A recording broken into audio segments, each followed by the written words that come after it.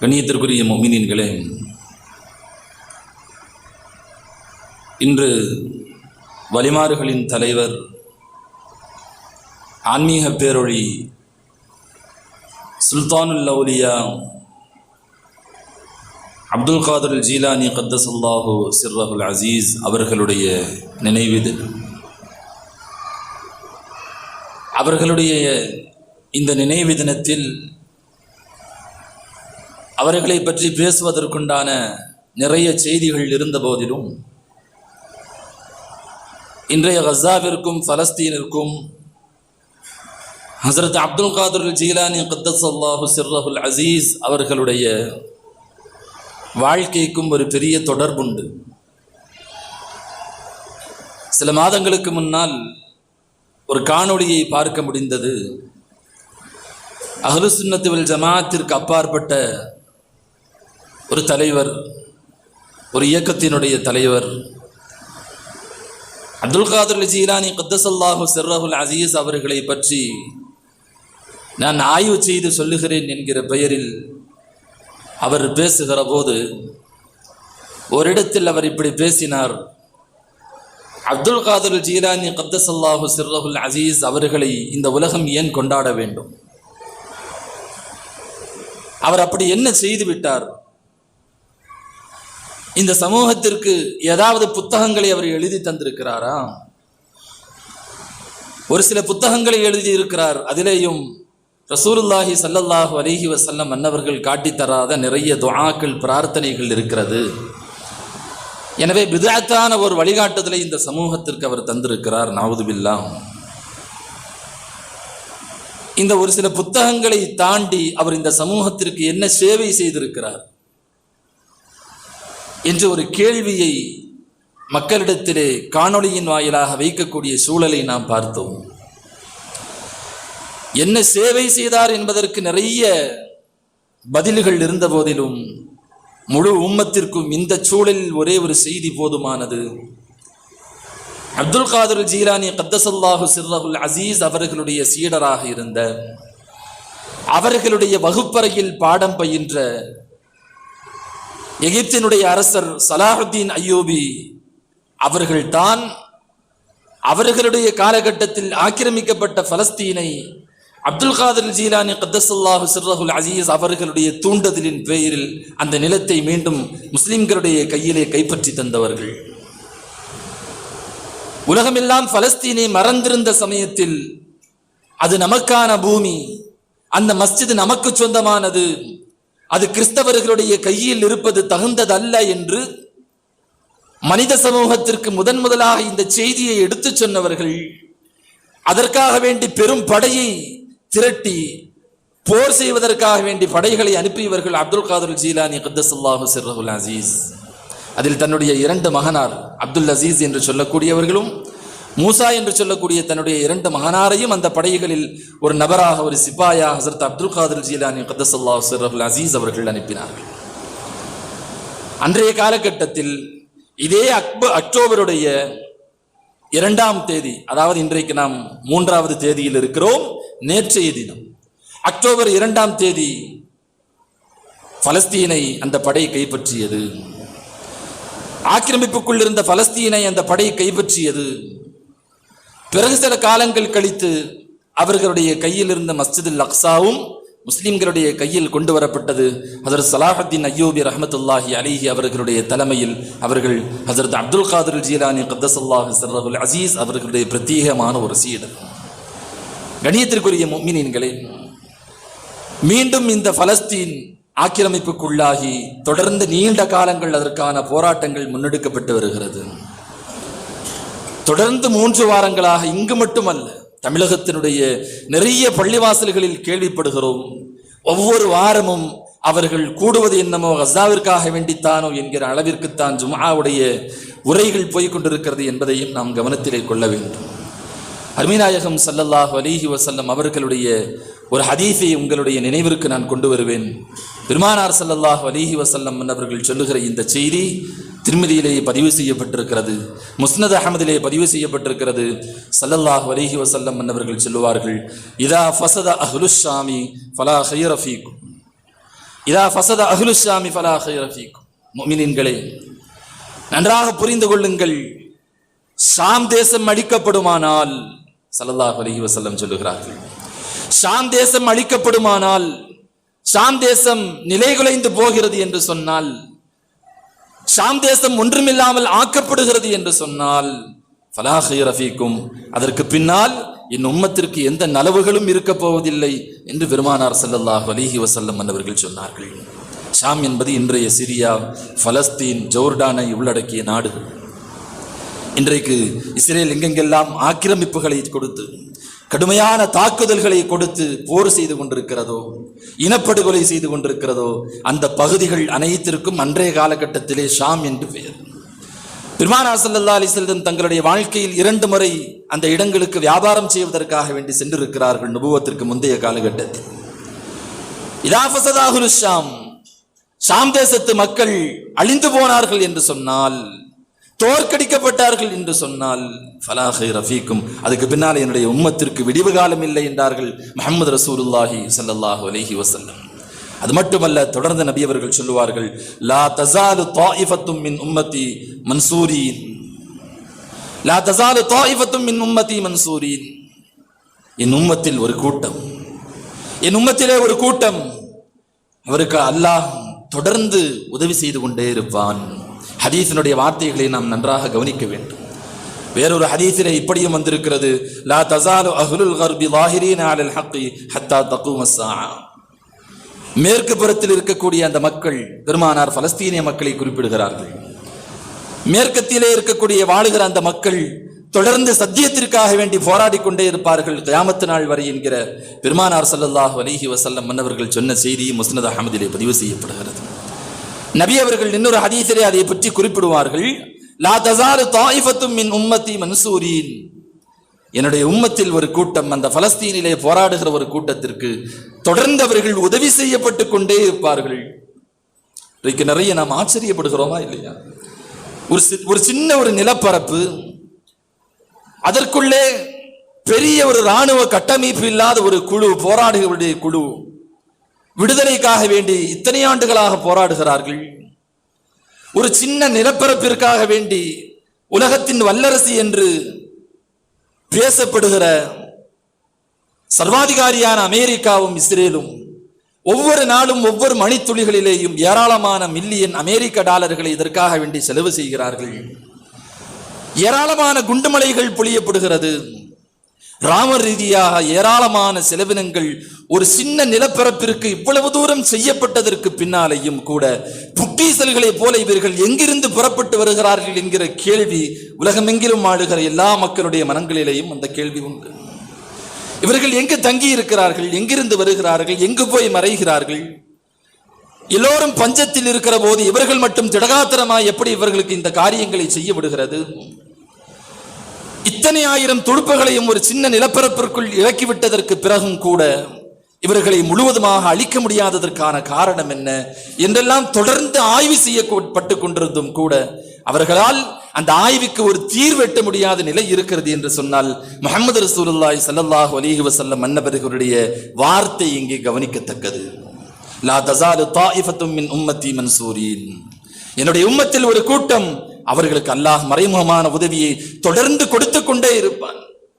சொல்லிட்டு ரசூலுல்லாஹி ஸல்லல்லாஹு அலைஹி வஸல்லம் மன்னவர்கள் இன்னொரு வார்த்தையும் சொல்லுகிறார்கள். இன்னைக்கு உலகத்தினுடைய நடப்பு என்ன என்பதை பெருமானார் அன்றைக்கே கணித்து விட்டார்கள். பெருமானார் அன்றைக்கே கணித்து துல்லியமாக சொன்னார்கள். ஸல்லல்லாஹு அலைஹி வஸல்லம் மன்னவர்கள் சொல்லுவார்கள், லா யதுர்ருஹும் மன் ஹதலஹும், லா யதுர்ருஹும் மன் ஹதலஹும், அந்த மக்களுக்கு உதவி செய்யாமல் அவர்களை கைவிட்டு விட்டார்களே, அவர்கள் கைவிட்டதின் காரணத்தினால் ஏற்படுகிற எந்த தீங்கும் அந்த மக்களை, போராடுகிற மக்களை நிலைகுலைய செய்து விடாது என்கிற பெருமானார் ஸல்லல்லாஹு அலைஹி வஸல்லமுடைய வார்த்தையும் இங்கே கவனிக்கத்தக்கது. லா யதுர்ருஹும் மன் ஹதலஹும், அந்த மக்களுக்கு உதவி செய்யாத நிலை, அந்த மக்களை கைவிட்டு விட்ட நிலை, அந்த மக்களுக்கு ஆதரவில்லாத நிலை, இப்படி ஒரு நிலை வரும் என்பதை பெருமானார் அன்றைக்கே துல்லியமாக சொன்னார்கள். ஆனால் லா யதுர்ருஹும் மன் ஹதலஹும், நீங்கள் எல்லாம் உதவி செய்யாமல் இருக்கலாம். சுமார் 50க்கும் மேற்பட்ட அரபு நாடுகளில் அரபு ஆட்சி நடக்கிறது, இஸ்லாமிய ஆட்சி நடக்கிறது. அப்படி இருந்தும் கூட இஸ்ரேலுக்கு எதிராக எந்த ஒரு கடும் நடவடிக்கையை கூட எடுப்பதற்கு அவர்கள் தயங்குகிறார்கள் என்று சொன்னார். நபி அவர்களுடைய இன்னொரு ஹதீஸையும் நாம் இங்கு நினைவுபடுத்துவது பொருத்தமாக இருக்கும் என்று நினைக்கிறேன். நபி அவர்கள் சொன்னார்கள், ஒரு காலம் வரும் முஸ்லிம் சமூகத்தை உலகமே சேர்ந்து ஒரு உணவுத்தட்டை நோக்கி பல கைகள் வருவதை போல் முஸ்லிம்கள் ஒடுக்கப்படுவார்கள்.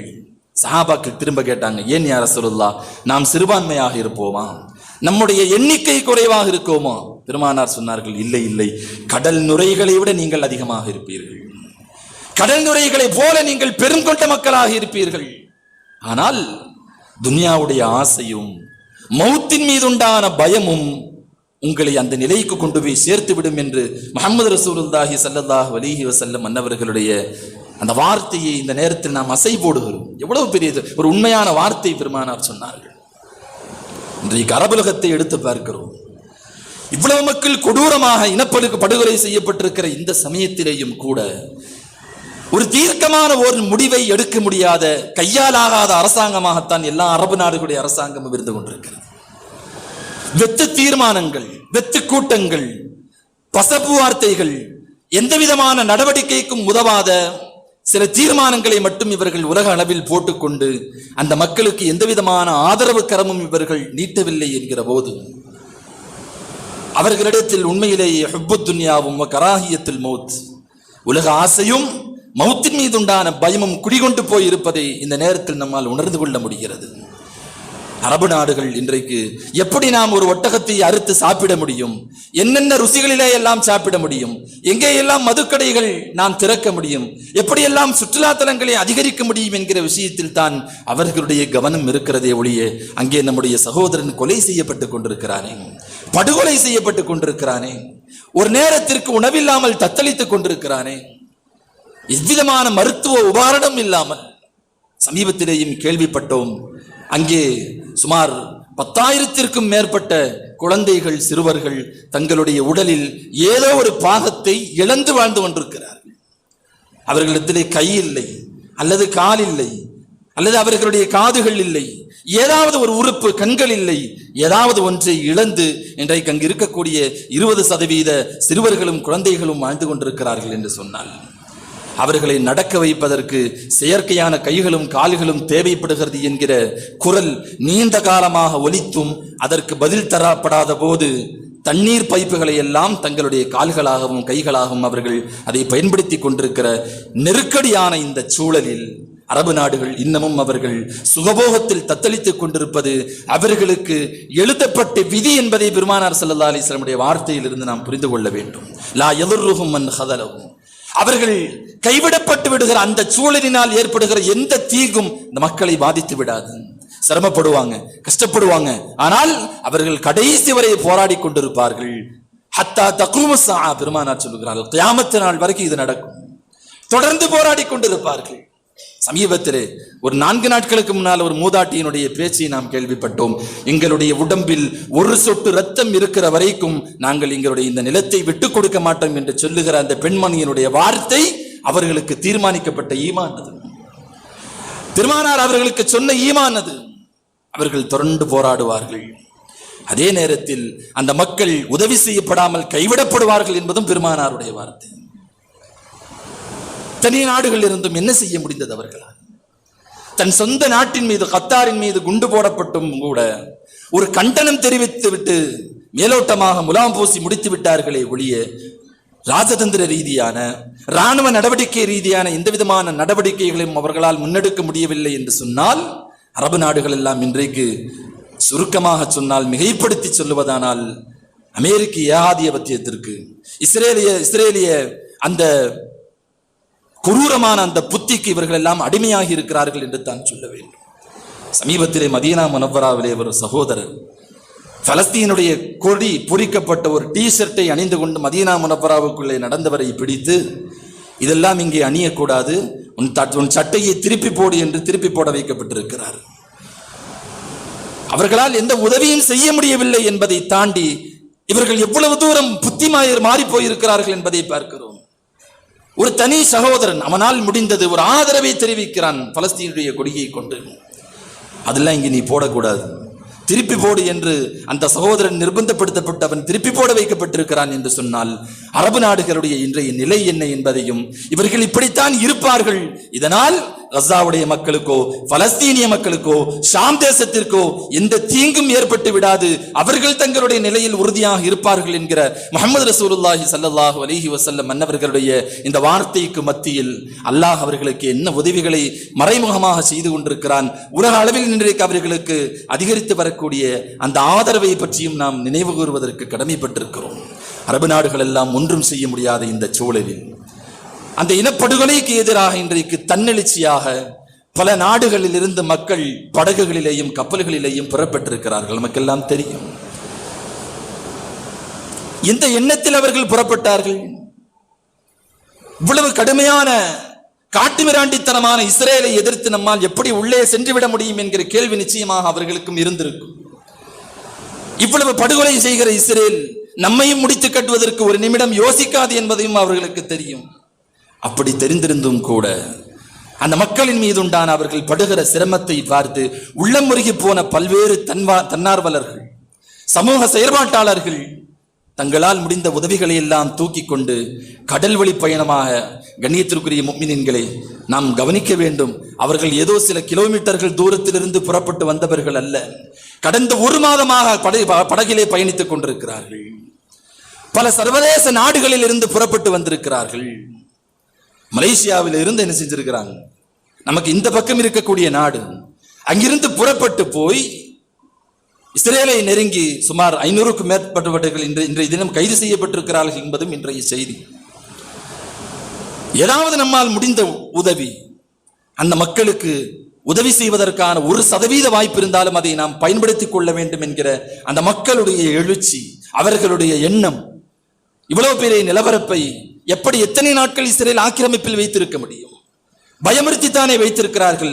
நடந்ததை பார்ப்போம், நடப்பதை பார்ப்போம் என்று அவர்கள் சவால் எடுத்துக்கொண்டு பல படகுகளோடு புறப்பட்டவர்கள் கஸாவிற்கு பல கிலோமீட்டர் தூரத்திலேயே கடலிலே அவர்கள் தடுக்கப்பட்டிருக்கிறார்கள். பல பேர் கைது செய்யப்பட்டு இஸ்ரேலுடைய துறைமுகத்திற்கு கொண்டு செல்லப்பட்டிருக்கிறார்கள். ஆனாலும் அல்லாஹ் அவர்களுடைய கௌரவத்தை உடைத்து அவர்களின் மூக்கை அறுத்து ஒரு சில படகுகளை கஸாவின் கரையை தொட வைத்திருக்கிறான். சில படகுகள் கஸாவினுடைய கடற்கரையை முத்தமிட்டிருக்கிறது.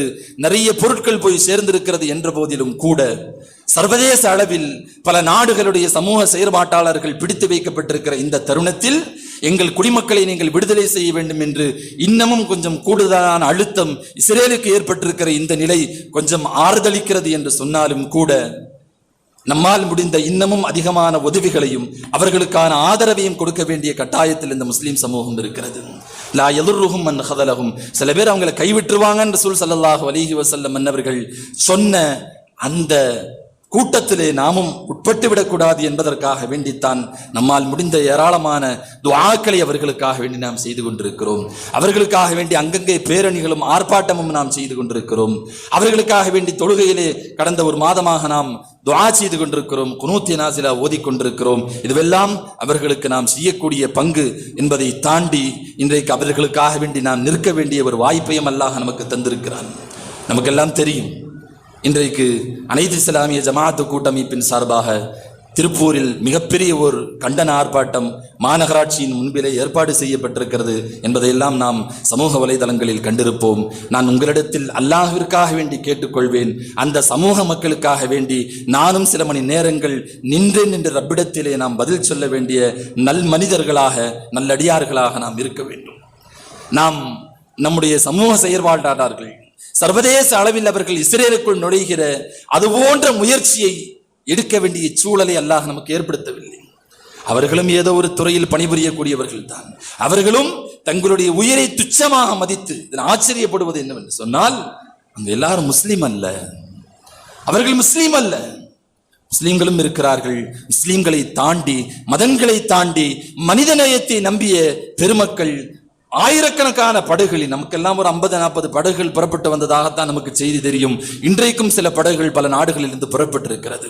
நீங்கள் எத்தனை நாடுகளுடைய குடிமக்களை உங்களால் பிடித்து வைக்க முடியும் என்று பார்ப்போம் என்கிற சவாலையும் அவர்கள் எடுத்துக்கொண்டு அமைதியான முறையிலே சமாதான முறையிலே இஸ்ரேலுக்கு அவர்கள் ஒரு சவால் விட்டவர்களாக இன்றைக்கு கஸாவிற்கு புறப்பட்டு வந்து கொண்டிருக்கிறார்கள். அல்லாஹ் அப்படி ஒரு சோதனையை சிரமத்தை நமக்கு வைக்கவில்லை இல்லையா? அல்லாஹ் நமக்கு அப்படி ஒரு சோதனையை வைக்கவில்லை. இருந்த இடத்திலிருந்து அவளுக்காக நாம் துஆ செய்து கொண்டிருக்கிறோம். இருந்த இடத்திலிருந்து நாம் சில பேரணிகளையும் பொதுக்கூட்டங்களையும் நடந்து கொண்டிருக்கிறோம். இன்றைக்கும் அப்படி அதற்கான ஒரு வாய்ப்பு. மாநகராட்சி முன் நடைபெறுகிற இந்த கூட்டத்தில் கஸாவினுடைய ஒவ்வொரு சொட்டு ரத்தத்திற்காக வேண்டியும் நாமளும் அங்கே போய் போராட வேண்டும். நம்முடைய கண்டனங்களை பதிவு செய்ய வேண்டும். கண்ணியத்திற்குரிய நாம் எல்லாம் ஒரு கட்டிடத்தை போன்றவர்கள் என்றார்கள் ஸல்லல்லாஹு அலைஹி வஸல்லம். முழு உம்மத்தும், முஸ்லிம் உம்மத்தும் ஒரு கட்டிடத்திற்கு சமமானவர்கள். ஒரு செங்கல், ஒரு கல் இன்னொரு கல்லை உறுதிப்படுத்துவதை போல், அதற்கு ஆதரவாக நிற்பதை போல், சப்போர்ட்டிவாக இருப்பதை போல் ஒரு முஸ்லிம் இன்னொரு முஸ்லிமுக்கு சப்போர்ட்டிவாக இருக்க வேண்டும் என்கிற அடிப்படையில் இந்த கண்டன பொதுக்கூட்டம். இது வெறுமனே நினைத்தவர்கள் கலந்து கொள்ளலாம், இல்லை என்றால் விட்டுவிடலாம் என்கிற மனப்பான்மையில் நாம் இருந்துவிடக்கூடாது. லா யதுர்ருஹும் மன் ஹதலஹும், அவர்களை சில பேர் ஆதரிக்க மாட்டார்கள், கைவிட்டு விடுவார்கள், அவர்களுடைய விஷயத்தில் கவலைப்பட மாட்டார்கள் என்கிற பெருமானாருடைய வார்த்தைக்கு அளவுகோலாக நாம் மாறிவிடக் கூடாது. அதனால் இப்படி ஒரு வாய்ப்பு நம்முடைய ஊரில் நமக்கு கிடைத்திருக்கிறது. இங்கே ஜும்மாவிற்கு எல்லா பள்ளிகளிலேயும், நம்முடைய திருப்பூரில் இன்றைக்கு இது சம்பந்தமான பேச்சு, ஒரு பெரும் கொண்ட உழைப்பு இதற்கு பின்னாலே நடந்து கொண்டிருக்கிறது. இந்த உழைப்பு வீணடிக்கப்பட்டு விடாமல், இதற்காக வேண்டி சிரமப்பட்டவர்கள், வேறவே சிந்தியவர்களுடைய உழைப்பை நாம் கொச்சைப்படுத்தி விடாமல் முழுமையான முறையில் இதில் நாம் முழுவதுமாக நாம் எல்லோரும் கலந்து கொள்ள வேண்டும். சமாதான முறையிலே, அமைதியான முறையிலே நம்மால் முடிந்த கண்டன குரல்களை இஸ்ரேலை எச்சரித்தும், இந்தியாவினுடைய அரசாங்கத்திற்கு நாம் அழுத்தம் கொடுக்கும் விதமாகவும் இந்த காரியங்களை நாம் முன்னெடுக்க வேண்டும். உலகத்தில் மிகப்பெரிய ஒரு ஜனநாயக நாடு என்பது நம்முடைய இந்தியா. இவ்வளவு பெரிய ஒரு படுகொலையை பார்த்துவிட்டு இன்றைய ஒன்றிய அரசாங்கம் இவ்வளவு மௌனம் காக்கிறது என்பதும் மிகப்பெரிய ஒரு ஆச்சரியமான ஒரு கேள்விக்குறியாக இருந்து கொண்டிருக்கிறது. பல நாடுகளோடு நட்புறவு என்பது எல்லா நாடுகளிலேயும் இயற்கைதான், இயல்புதான். ஆனால் அப்பட்டமாய் ஒரு சமூகம், எந்த விதமான தவறும் செய்யாத பொதுமக்கள் கண்மூடித்தனமாக கொலை செய்யப்படுகிற போது, படுகொலை செய்யப்படுகிற போது, வெறுமனே கண்டனங்களோடு அதை நிறுத்திவிடாமல் ராஜதந்திர ரீதியிலான அவர்களுக்கு அழுத்தம் கொடுக்கும் விதமாக தங்களுடைய உறவுகளில் என்ன மாற்றங்களை ஏற்படுத்திக் கொள்ள வேண்டுமோ அதை இந்திய அரசாங்கம் செய்ய வேண்டும் என்பதையும் வலியுறுத்தி மிகப்பெரிய ஒரு மாநாடு, பொதுக்கூட்டம் இன்றைக்கு மாநகராட்சி முன்பு ஏற்பாடு செய்யப்பட்டிருக்கிறது. கவனமான முறையிலே எல்லோரும் நாம் கலந்து கொள்ள வேண்டும். கடுமையான கூட்டத்தின் சமயத்தில் பேணப்பட வேண்டிய ஒழுங்குமுறைகளை நாம் கவனத்திலே கொள்ள வேண்டும். யாரையும் முந்தி எடுத்துவிட்டு சில நாட்களுக்கு முன்னால் கரூரில் ஏற்பட்ட நிலையெல்லாம் ஏற்பட்டு விடாமல் அல்லாஹ் பாதுகாக்க வேண்டும். எல்லோரும் கலந்து கொள்ள வேண்டும். இளைஞர்கள் கலந்து கொள்ள வேண்டும். குழந்தைகளை இது போன்ற பெரும் பெரும் கூட்டங்களுக்கு கொண்டு வருவதை எல்லாம் நாம் தவிர்த்து கொள்ள வேண்டும். அது ஒரு சமூக ஒழுங்கல்ல. எத்தனை குழந்தைகள், 10க்கும் மேற்பட்ட குழந்தைகள் வஃபாத்தாகிவிட்ட செய்தியை கேள்விப்படுகிற போது மனம் கொதிக்கிறது. கண்ணியத்திற்குரிய முஃமினீன்களே, எனவே நாம் இதில் முழுமையாக கலந்து கொள்ள வேண்டும். நமக்கு தெரிந்தவர்களிடத்திலேயும் இதை சொல்ல வேண்டும். நாம் நிற்பது கஸாவினுடைய மக்களுக்காக வேண்டி. நம்மளுடைய இந்த நிலை, இந்த உழைப்பு, இந்த சிரமம், இந்த வேர்பே ரப்புக்காக வேண்டி. நாம் வேற யாருக்காக வேண்டியும் செய்யல. முழுமையான இஹ்லாஸான எண்ணத்தில் அந்த மக்களுக்கு ஒரு ஆதரவு போய் சேர வேண்டும். ஏன்னா இன்னைக்கு உலக அளவில், இன்னைக்கு காலையிலேயும் செய்திகளை பார்க்கிறோம், ஏராளமான பிரிட்டன், இத்தாலி போன்ற நாடுகளில் கடுமையான போராட்டங்கள் முன்னெடுக்கப்பட்டிருக்கிறது. ஏன் எங்களுடைய குடிமக்களை நீங்கள் தடை செய்கிறீர்கள், ஏன் எங்களுடைய நாட்டு மக்களை சிறைப்படுத்தி வைத்திருக்கிறீர்கள் என்று அந்த படகில் சிறைபிடிக்கப்பட்டவர்களுக்காக வேண்டி போராட்டங்களை முன்னெடுத்திருக்கிறார்கள். உலகமெங்கும் சமூக வலைதளங்களை திறக்கிற போது இது சம்பந்தமான செய்திகள் அவர்களை போய் சென்றடைகிற போது ஒரு மறைமுகமான அழுத்தமும் நெருக்கடியும் கொஞ்சம் கஸாவினுடைய மக்கள் மூச்சு விடுவதற்கு ஒரு வாய்ப்பாக அமையும் என்கிற காரணத்தினால்தான் இது போன்ற போராட்டங்களை நாம் முன்னெடுக்கிறோம். ஒரே ஒரு செய்தியை சொல்லி நான் நிறைவுக்கு வருவேன். நாம் நிற்பது அல்லாஹ்விற்காக வேண்டி. நாம் நிற்பது அல்லாஹ்விற்காக. பல்லாயிரம் கிலோமீட்டர் நம்முடைய பிழைப்புகளை விட்டு போவதற்காக வேண்டி நாம் சொல்லவில்லை. இங்கிருந்து ஒரு 500 மீட்டர், ஒரு 400 மீட்டர் அல்லாஹுக்காக வேண்டி நம்மால் முடிந்தவரை அங்கே நாம் ஒன்று கூடுகிறோம். அந்த மக்களுக்காக வேண்டி நிற்கிறோம். இஹ்லாஸான முறையிலே நிற்க வேண்டும். எல்லா அமைப்புகளும் இதில் முழுமையான முறையிலே கலந்து கொள்ள வேண்டும். கடந்த காலங்களில் யாரையும் குறைபடுத்துவதற்காக சொல்லவில்லை. இந்த சமூகத்திற்கு பிடித்த கேடு, என் பேர் நோட்டீஸில் சின்னதாக வந்திருக்குது, என் பேர் பெருசாக வந்திருக்குது, என் பேர் 2வது லைனில் வந்திருக்குது என்றெல்லாம் நாம் யாருக்காக வேண்டி நின்று கொண்டிருக்கிறோம், நாம் என்ன காரியம் செய்து கொண்டிருக்கிறோம் என்பதையெல்லாம் மறந்து தன் இயக்கத்தை முன்னிலைப்படுத்திக் கொள்வதற்காக வேண்டி, தன்னுடைய சுயநலத்தை முன்னிலைப்படுத்திக் கொள்வதற்காக வேண்டி இது போன்ற பொதுக்கூட்டங்களில், இது போன்ற சமுதாயத்திற்காக வேண்டி முன்னெடுக்கப்படக்கூடிய கூட்டங்களிலேயும் கூட தங்களுடைய இயக்கங்களின் லேபிள்களுக்கு மரியாதை இல்லை என்பதற்காக வேண்டி பெருமளவில் அவர்கள் கலந்து கொள்வதில்லை என்கிற செய்தியும் நமக்கு வருத்தம் அளிக்கிறது. அதனால் நான் மீண்டும் உங்களிடத்தில் அன்போடு கேட்டுக்கொள்வேன், நாம் நிற்பது அல்லாஹ்விற்காக வேண்டி, இயக்கங்களை எல்லாம் தூக்கி போட்டுவிட்டு தனி மனிதர்களாய் அந்த கஸாவுடைய மக்களுக்காக வேண்டி, அவர்களின் பசிக்காக வேண்டி, அவர்களின் ஷஹீதுக்காக வேண்டி, அவர்கள் அல்லோலப்படுகிற, அவர்கள் ஒவ்வொரு நாளும் கேட்கிற அந்த குண்டு சப்தங்களுக்காக வேண்டி நாம் அவர்களுக்கு ஆதரவாக அங்கே நிற்கப் போகிறோம் ஒழிய நம்முடைய இயக்கத்திற்கு இதை கொண்டு எந்த விதமான பலனும் இல்லை. இதனால நமக்கு ஏதாவது பதவிகள் கிடைக்க போகிறதா? ஒரே ஒரு விஷயம், அல்லாஹ்விடத்துல தான் இதற்கான கூலியை நாம் எதிர்பார்க்க வேண்டுமே ஒழிய எந்த தனி மனிதனும் தனி இயக்கங்களும் இதில் ஆதாயம் தேடுவது என்பது முனாஃபிக்கை விட ஒரு மோசமான செயல் என்பதை இந்த நேரத்தில் நான் உங்களுக்கு எச்சரித்துக் கொண்டு, ரப்பு சுப்ஹானஹு வ தஆலா இந்த கூட்டத்தை அல்லாஹ் வெற்றியாக்கி தருவானாக. நம் ஒவ்வொருவரும் இதில் கலந்து கொள்ளுகிற பாக்கியத்தையும் அதற்கான வாய்ப்பினையும் அல்லாஹ் ஏற்படுத்தி தருவானாக. இங்கே முதலாளிகள் இருந்தால் அவர்களிடத்திலேயும் அல்லாஹ்விற்காக கேட்டுக்கொள்வேன், உங்களிடத்தில் வேலை செய்யக்கூடியவர்களுக்கு சம்பளத்துடன் கூடிய விடுப்பை அவர்களுக்கு இந்த கூட்டத்திற்கு நீங்கள் தர வேண்டும். உங்களுக்கு கீழ் இருக்கக்கூடியவர்களுக்கு நீங்கள் சம்பளத்துடன் கூடிய லீவை அவர்களுக்கு தர வேண்டும். இந்த கூட்டத்தில் கலந்து கொள்வதற்காக வேண்டி நீங்கள் செய்கிற ஒவ்வொரு முயற்சியும் ரப்பிடத்தில் அதிலே உயர்ந்த சேமிப்பதற்காக இருந்து கொண்டிருக்கிறது என்பதை கருத்தில் கொண்டு அவர்களுக்கும் அந்த வாய்ப்பை நீங்கள் வழங்க வேண்டும். ரப்பு சுப்ஹானஹு வ தஆலா நம்முடைய இந்த முயற்சிகளை அங்கீகரிப்பானாக, நம்முடைய கூட்டங்களை அல்லாஹ் அங்கீகரிப்பானாக. அதில் கலந்து கொள்ளக்கூடிய எல்லா நன்மக்களையும் நாளை கஸாவினுடைய மக்களோடு அல்லாஹ் ஜன்னத்துல் ஃபிர்தௌஸ் என்ற உயர்ந்த சுவனத்தில் சேர்த்தருள்வானாக. நாயகத்தின் கரம் பிடித்து சுவனத்தில் நுழைகிற உயர்ந்த மக்களாக அல்லாஹ் நம் எல்லோரையும் ஆக்குவானாக.